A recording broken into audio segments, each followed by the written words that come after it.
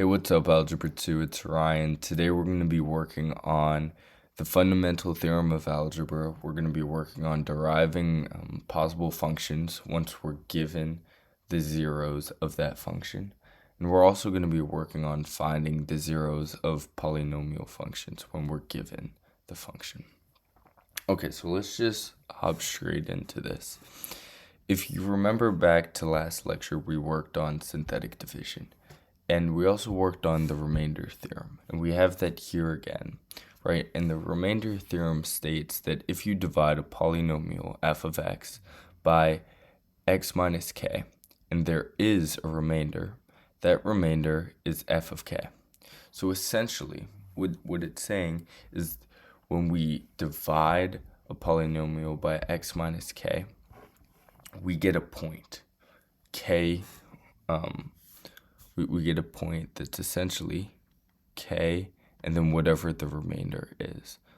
I'll just write r, okay?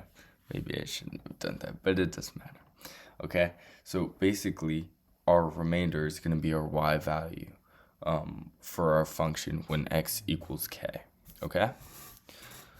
So let's put that into practice here. So we're given a function 2x to the fourth minus 5x cubed minus 3x squared plus x minus 5. And we're trying to find the value of f of 3. So what's the value of f of x, or what's the value of y when x equals 3? So what we want to do is use synthetic division, where x, or our k value, is going to be 3. So we want to put 3 in a box in the upper left. And now, for synthetic division, we want to list out all the coefficients of our polynomial function. Okay, so we have 2, -5, -3, 1, and -5, right? And if you remember synthetic division, our first step is always going to be to drop down that first coefficient. So we get 2. And now we do 3 times 2, and we get 6. -5 plus 6 is going to be +1. 3 times 1 is 3. -3 plus 3 is 0. 0 times 3 is 0. 1 plus 0 is 1. 3 times 1 is 3. -5 plus 3 is -2. Okay? So if you remember back to our last lecture, this last number is going to be our remainder, right? So when that number is 0, we technically don't have a remainder. But in our last lecture, you'll see that when that number is 0, we have a 0 in our function, or a root in our function. And right, a root or a 0 in our function sort of represents when y is equal to 0, okay? Right? When it's across that, when it's an x-intercept, when it's crossing that x-axis, okay? So hopefully you're starting to see the remainder theorem, where this remainder, this value you get when you use synthetic division, is giving us the point k and then whatever the remainder is, right? So the y value, or our remainder, is going to be the y value when we divide f of x by x minus k. Okay, so basically, here we get when we divide by x minus k, and k is our x value, right? We have 3. We're trying to find what f of 3, or I should write this as f of 3. F of 3 would equal -2, right? I'm just taking this value here. Okay, great. Let's move on to this second part. So we're asked to write a function in factored form with the given zeros and then state the degree of the function.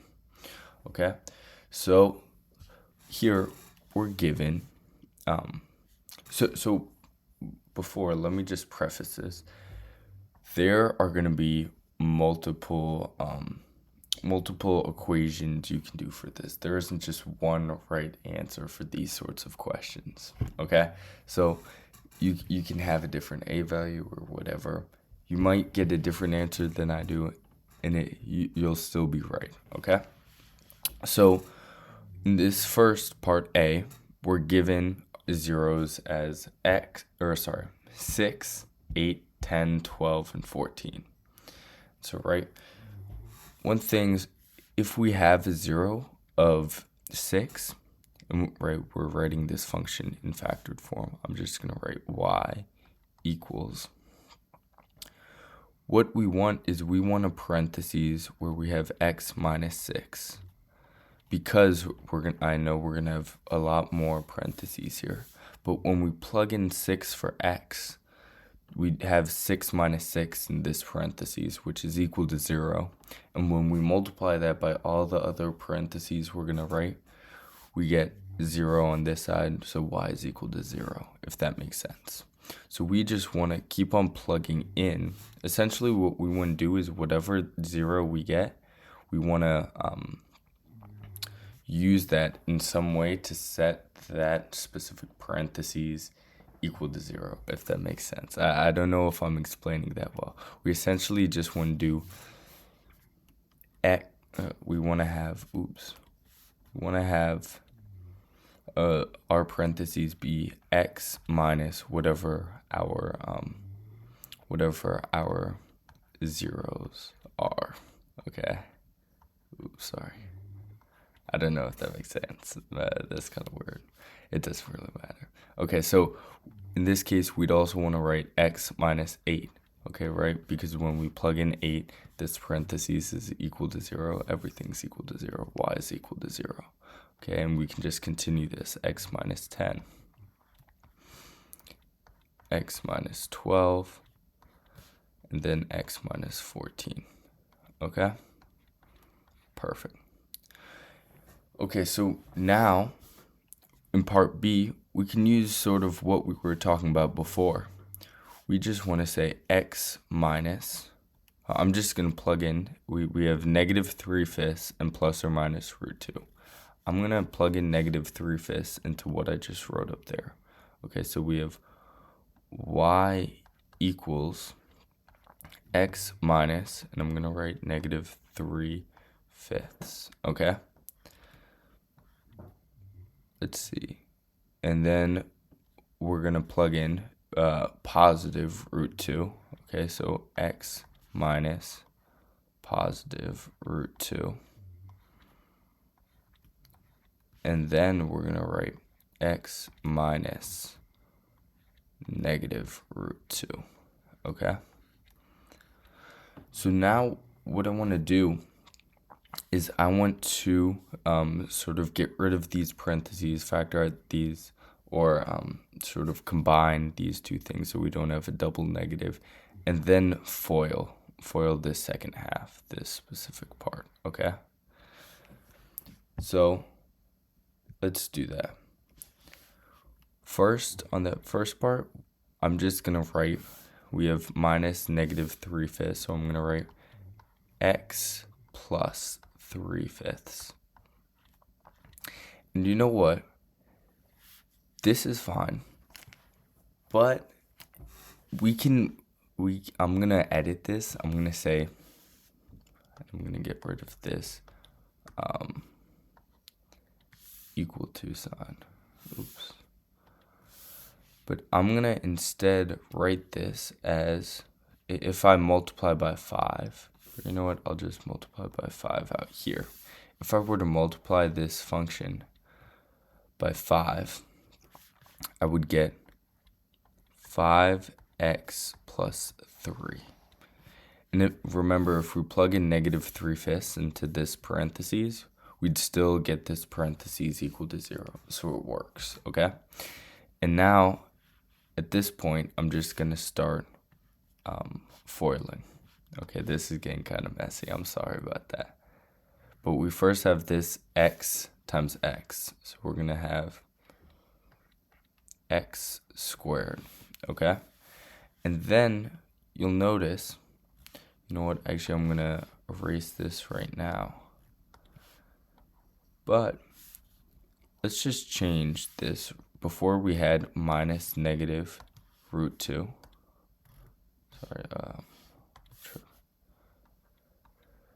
now we have plus, right? Minus negative root 2 is equal to plus root 2. So you'll see we have x minus root 2, x plus root 2. What do we call the relationship between these two parentheses? Well, they're conjugates of one another. And so essentially what that means is when we multiply these two parentheses equal to each other, they're going to cancel out, right? We're going to have minus root 2x plus root 2x if you FOIL that out. And that's just going to equal 0. So at this point, we just want to multiply root 2.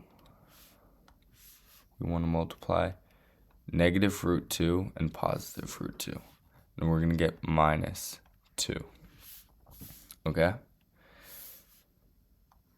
And this is going to be a possible function that has these zeros, negative 3/5 and plus or minus root 2.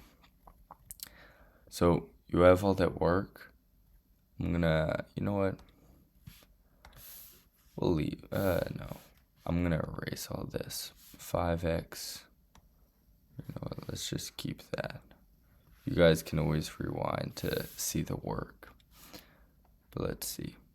We have 5x plus 3, and then we have x squared minus 2. Okay, great. Let's see.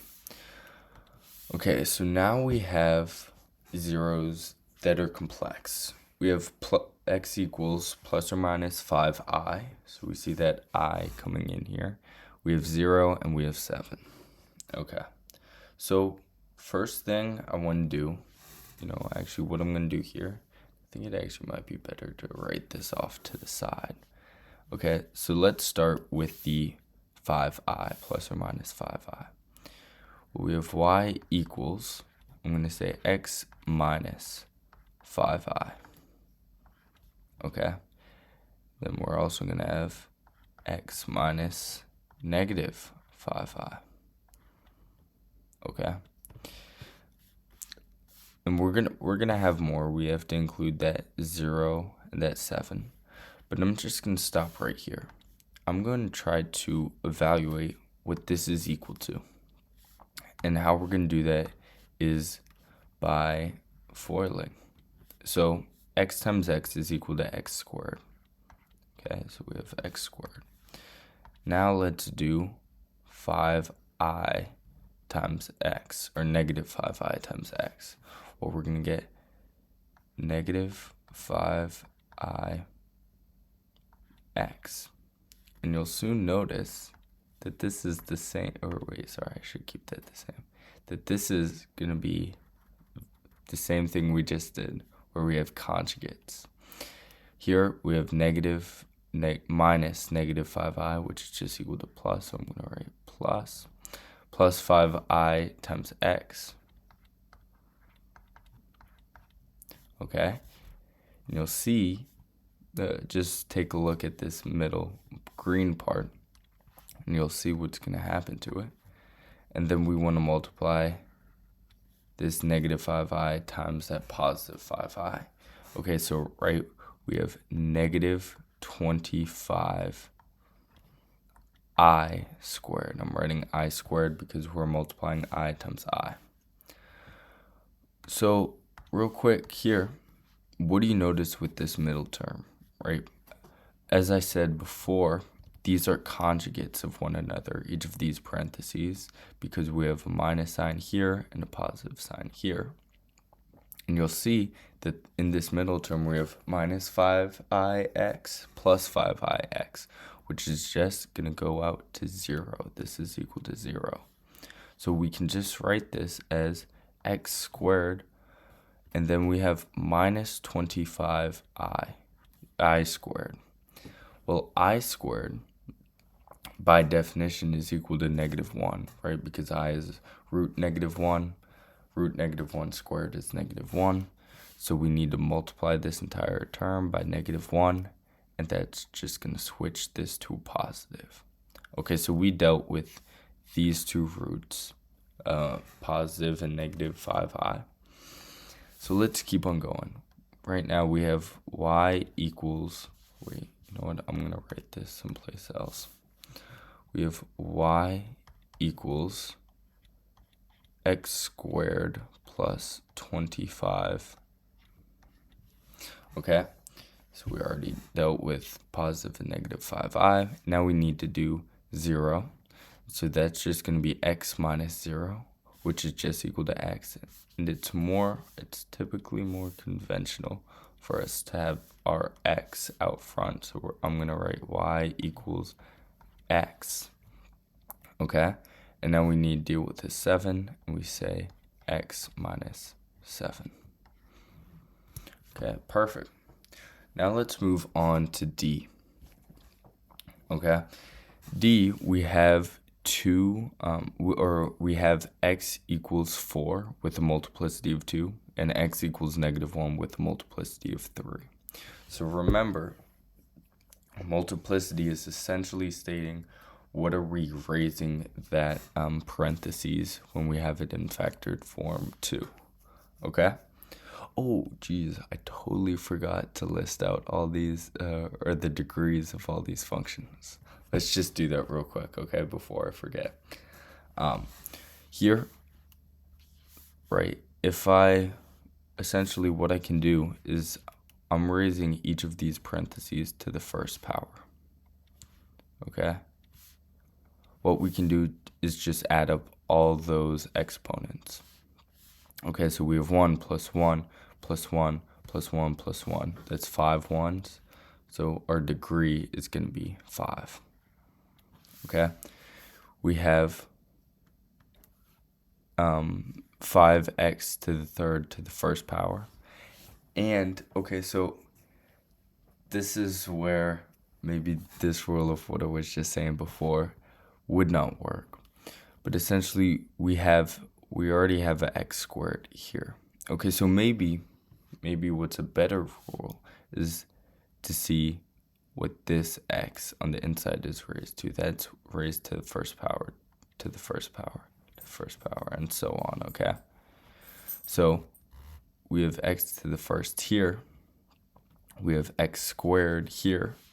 So we have 1 plus 2. That's going to give us 3. Essentially, what we want to look at, and we'll get to this, you can see it at the bottom of our screen, but essentially what we're doing is we're seeing the power of, or the degree of this entire polynomial function. Okay, here we have x to the first, we have x squared 2, and we have x to the first again. 1 plus 2 plus 1 is 4. Okay, great. Now let's go back to D and work on multiplicity. Okay, so we have our zeros as 4 and negative 1 with the multiplicity of 2 and 3 respectively. So, right, we're going to treat these zeros like normal. We're going to say x minus 4, right, because when we plug in 4 here, this parentheses is equal to 0. We're also going to have x plus 1 because we'd have x minus negative 1. Right? We plug in negative 1 into this parentheses, that's equal to 0. But when we have a multiplicity of 2, that means we have to raise this first parentheses to the second power. For this second parentheses, we need to raise that to the third power since it has a multiplicity of 3. Okay? And now we just want to add these exponents since we just have a linear term inside these parentheses. So we do 2 plus 3, and that's equal to 5. Okay, great. Now let's work on E. I want you to try to do this by yourself first, okay? And just sort of take some of the components of what we were talking about before, take each of our zeros and sort of plug them in to what I wrote up here, okay? X minus whatever value you get for that zeros, and see if you can work it out. Try to pause the video and do it. Okay, so hopefully by now you've given it a try. here's how we're going to approach this. We're going to say, well, we're not going to write out the entire function yet. We know eventually it will be x minus, or some of our parentheses in our function will be x minus whatever our zeros are, right, as we set up here. So x minus, I'm going to say 1 plus I, okay, times x minus 1 minus I, okay? And now let's just sort of clean this up a little, okay? So now we'd have x minus 1 minus I and x minus 1 plus I, okay? Great. Now, one thing I'm noticing here as I'm writing this out is that we have this x minus 1 term that's common in both. So what if I just say, put a little parentheses around it, okay? And essentially, if you just stay with me now, what if I just wrote this? I said off to the side, u equals x minus 1. What if I said u minus I, u plus I, right? We'd notice that these are conjugates of one another, right? We have a plus or a minus and a plus here. And so essentially, once we FOIL this out, we're not going to get a b term just like we did all the way up here. But we would get u times u, which is u squared, and then minus I squared. And we said before, I squared is equal to -1. So minus -1 is just going to be equal to +1. Okay? And now, let's plug back in u. Okay, so we have x minus 1 squared plus 1. Right, once we FOIL that out, once we square that, we'd get x squared minus 2x plus 1. And we still have this plus 1, right? Because this plus 1 is just coming from FOILing out x minus 1 squared. And we can just say that's equal to x squared minus 2x plus 2. Okay, so this term would be our parentheses that sort of gets each of these two zeros in 1 plus or minus I. Okay, so I'm going to write that here. Y equals x squared minus 2x plus 2. And right, that gets each of these two zeros in 1 plus or minus I, but we also have this 5, so we have to say x minus 5, because we plug in 5 into that. This parentheses is equal to 0, so y is equal to 0. Okay? Hopefully that makes sense to you, how I sort of approach this. If you use this concept up here where we just have x minus whatever 0 we're given, you're guaranteed to get the right answer. You just have to sort of manipulate it and work through it. You have to have you have to be a little bit clever, like putting these parentheses and sort of substituting u in for x minus 1 may not be the first thing that comes to your mind, but hopefully after seeing it once or seeing me do it and working through it with me, hopefully that sort of sticks in the back of your mind, and maybe you can use that strategy in the future. Okay, so anyways, what's the degree of this function? Well, we have x squared, we have x to the first, 2 plus 1 is 3, okay? Great. So let's now learn the fundamental theorem of algebra, okay? Because essentially everything I wrote in blue is going to be explained by this theorem, okay? And this theorem states that if we have a polynomial p of x of degree n, and where n is greater than or equal to 1, then p of x equals 0 has exactly n roots, including multiple and complex roots. Okay, so to put this in layman's terms, essentially, if we have a polynomial where our degree, so basically our highest exponent we have in that polynomial, where that is greater than or equal to 1, then the number of zeros it has, the number of roots it the number of zeros it has exactly n roots.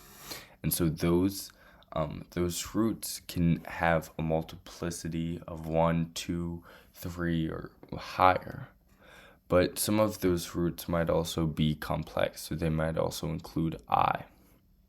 So for example, in this case, or let's look at any one of these functions, or any one of these examples. Look at how many zeros we have. We have 1, 2, 3, 4, 5. We have 5 zeros. And look at our degree, 5. Okay? In this case, we have 1, and then we have to count this as 2 zeros since we have plus or minus out in front.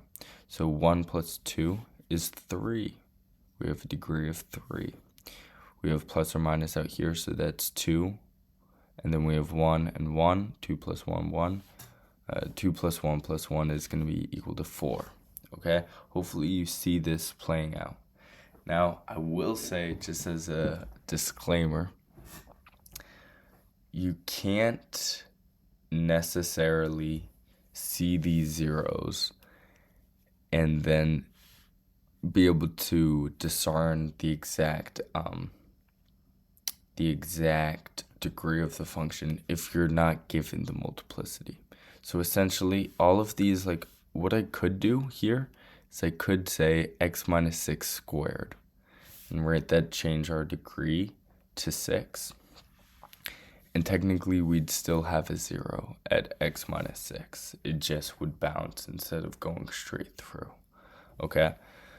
So just keep in mind, technically only D, where we're given 4 and -1 with multiplicities of 2 and 3 respectively, are equal, we know for sure 100% has a degree of 5.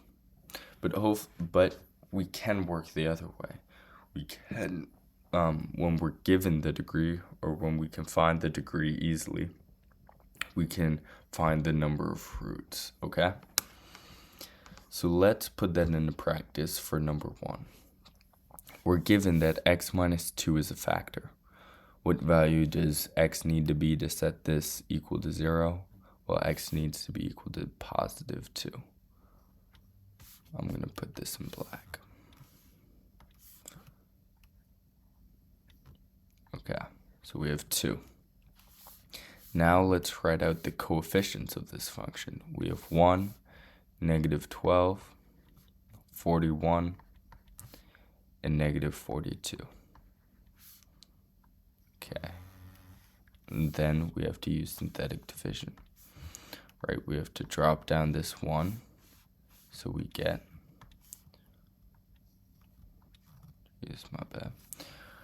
so we get 1, and then 1 times 2 is equal to 2. -12 plus 2 is equal to -10. 2 times -10 is going to equal -20. 41 plus -20 is equal to 21. 21 times 2 is equal to 42. And -42 plus 42 is equal to 0. So now we get this. These, remember, we have a remainder of 0, okay? So it is a factor, right? That confirms that x minus 2 is a factor of f of x. But if you remember, when we do synthetic division, and you can go back to the last lecture if you don't remember this, but these values essentially correspond to the coefficients of what is now going to be our quadratic function, or the quotient. So we just but since we're dividing by linear term, so that means x to the first minus something, we're decreasing our degree of our function by 1. So we do 3 minus 1, that's 2. So this is 1 minus x to the second power, or x squared, minus 10x plus 21. And essentially, we can just factor this again. This is going to be equal to, once we factor it, we know that x minus 7, x minus 3, that's equal to x minus 7, x minus 3. And so that's all in factored form. So what we can do, I'm going to erase all of this. And, you can go back in the video and rewind if you want to see that work again. But we can say f of x in factored form, right, has x minus 2 as a factor. So we can say x minus 2. And once we divided f of x by x minus 2, or more so just factored it out, we got this x minus 7, x minus 3. Okay? And here we have it in factored form. Now we can find the zeros of this function. So that means setting each of these parentheses equal to 0. So that would mean this is equal to x equals 2. This means x is equal to 7. And this is x is equal to 3. Notice that all these are raised to the first power, so they all have multiplicity of 1. And notice that we have 1, 2, 3 zeros, and we have a degree of 3. Okay, great. Now let's move on. Let's move on to number 3, okay? Let's work through this together. So we're given that f of negative 4 is equal to 0. So essentially that means x plus 4, just switching that around, where we can plug in negative 4 and that's equal to, or that sets our parentheses equal to 0. But x plus 4 is a factor of f of x. So let's use synthetic division to find the quotient when we factor out x plus 4. Or, just divide it out. Well, we want to put our coefficients of f of x, so that's going to be 1, 4, and then we have to put a 0, because we don't have an x squared term, so it's essentially like saying plus 0x squared. We have to keep place of that, and not doing that is a way to make a simple mistake. We have minus 27 and minus 108, okay? Now, our first step, like always, is going to be to drop this 1 down. So we get 1. Negative 4 times 1 is equal to negative 4. 4 plus negative 4 is equal to 0. 0 times negative 4 is equal to 0. 0 plus 0 is 0. 0 times negative 4 is equal to 0. Negative 27 plus 0 is equal to negative 27. And now we have negative 27 times 4, or times negative 4 is equal to positive 108. And we get negative 108 plus 108 is equal to 0. You'll see that it confirms that x plus 4 is indeed a factor of f of x, since we have a remainder of 0. So now we just want to rewrite this, our quotient, as x to the third, because we need to decrease that degree by 1. So x to the third minus 27. Okay? So, and right, I say minus 27 because this is essentially like saying plus 0x squared plus 0x minus 27. Now, how would you factor this? Think, based off of all that we've done this year, how would you factor this? Well, you'll notice that this is actually a difference of cubes, okay? Where we have, that's essentially like saying we have a cubed minus b cubed, okay? And this, what we want to find is what's a equal to? Well, a is equal to x, right? We just have x cubed. And b cubed is equal to 27, so b is equal to 3. Okay? Now, if you remember SOAPs, same, opposite, always positive, we can factor this out. So we would have a at minus, since we have the same sign. So x minus 3, where we have the same sign as here. And then we have a squared, so x squared, plus, because we want the opposite sign, a times b, so 3x. And then we want to say always positive, b squared, so 9, because we have 3 squared. This is going to be our function in factored form. Okay? Great. So now we have, let's erase all of this.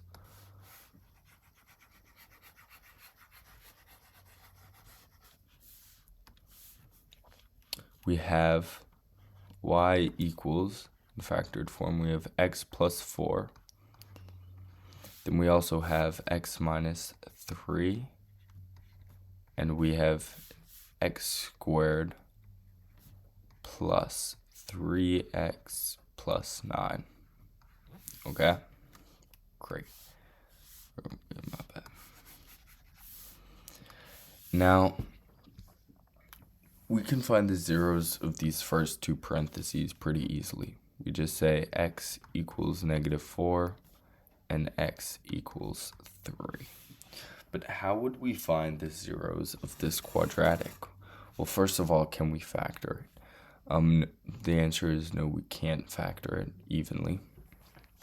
So what I'm going to do is I'm going to plug it into the quadratic formula, which is going to be a little bit messy, but it's fine. So, right, we have -b, so -3 plus or minus the square root of b squared, so 3 squared, which is 9, minus 4ac. So that means minus 4 times a, which is 1, times c, which is 9. So I'm going to write 9 over 2a, which is just equal to 2. Okay? And so this, I can write this as -3 plus or minus the square root, and 9 minus 4 times 9. So 4 times 9 is -30, or 4 times 9 is 36. 9 minus 36 is going to be equal to -27. I could put this over 2 again, and I can further simplify this, right? So -3 plus or minus. Now, the square root of 27 comes out to be 3 root 3. However, we have that negative. So when we have a negative under a square root, I'm just going to write I, which is equal to root -1. So we have an imaginary root. We said the square root of 27 is 3 root 3. And all of this is over 2. Okay? So these are going to be our 2 zeros, right? 2 zeros because we have a plus or minus. Okay? So from here we have x equals -3 plus or minus 3i root 3 over 2. Okay? And you'll see that we have 1, 2, then since we have a plus and a minus, we have a 3 and a 4, and we have a degree of 4. Okay? So the number of roots that we have is equal to the degree that we have. Okay, so I want you to try 4, 5, and 6 by yourself, using these same principles, using synthetic division and all of your other factoring techniques that you've learned this year. So to wrap this up, we're going to go over the rational root theorem. Essentially what this says is, say you're given this long, let's zoom in on this. You're given this long polynomial p of x, where, if you don't understand this form, it's just saying we have some coefficient a sub n, where we have a to the nth power plus, and essentially we just decrease that exponent by 1 as we keep on going on. So we just have a normal polynomial function with integer coefficients, and neither our coefficient of our largest term in terms of degree and our first term when our polynomial function is in standard form, and our constant term when neither of those are equal to 0, then essentially every root is going to be in some form of p over q, where p and q are integer factors of our first coefficient and our constant term. Okay, so to put this differently, essentially what we can do is we can take our coefficient of our first term when our polynomial functions in standard form, and our coefficient and our constant term, and take the integer factors of both of those and put p over q, and essentially that will give us a starting point for synthetic division. If we plug each of those into our function or use synthetic division, we can use that to test out different numbers to find a root of our function. And then from there we can break down our polynomial a little bit more, and then we can try to factor it using some of our other techniques. Okay, I know that was sort of a mouthful, but essentially what this is saying, what the rational root theorem is doing, is it's just a better way to guess and check. It's just giving us different values to guess, but guessing with intention, I guess, if that makes sense. So possible rational zeros are the factors of our constant term over the factors of our leading coefficient. So let's put this in practice here. We're going to list all of the possible rational zeros of the function. So what are some factors of our constant term? Well, our constant term is going to be 4. I'm going to put this in blue. 4. So we're going to have 4, 1, and we're also going to have 2, right? Because 2 times 2 is 4. Now, we want to find the factors of our leading coefficient, 3. So we have 3 and 1, and we have nothing else, right? It's a prime number. So at this point, we want to put the factors of our constant term over the factors of our leading coefficient. So we could do some possible zeros, possible zeros would be 4 over 3, okay? And for every single one of these, we want to put that 3 is kind of bad. We want to put a plus or minus outside of, right? If we scroll up here, technically we can have -4 and -1, or we can have -2 times -2 and still get us to 4. So we still need that plus or minus. We can put 4 over 1, which is just equal to 4, so plus or minus 4. We can also have 1 over 3. So plus or minus 1 over 3. We can have 1 over 1, plus or minus 1, or 2 over 3. Okay, plus or minus 2 over 3, or 2 over 1, which is just equal to 2. Okay, so those would be all of our possible zeros. And essentially what we want to do is we want to test some of these values. And so what I'd recommend you do is just start with the easy ones. Start with 1 or -1. So for example, let me just erase some of this and just see if I can do some stuff. Or we don't have to actually plug this in this case, but essentially what you would do is you'd try some of these zeros starting with easy values like +1 or -1, or +2, -2, or +4, -4, and plug that into this function and see if f of x comes out to be 0 when we plug in that value for x.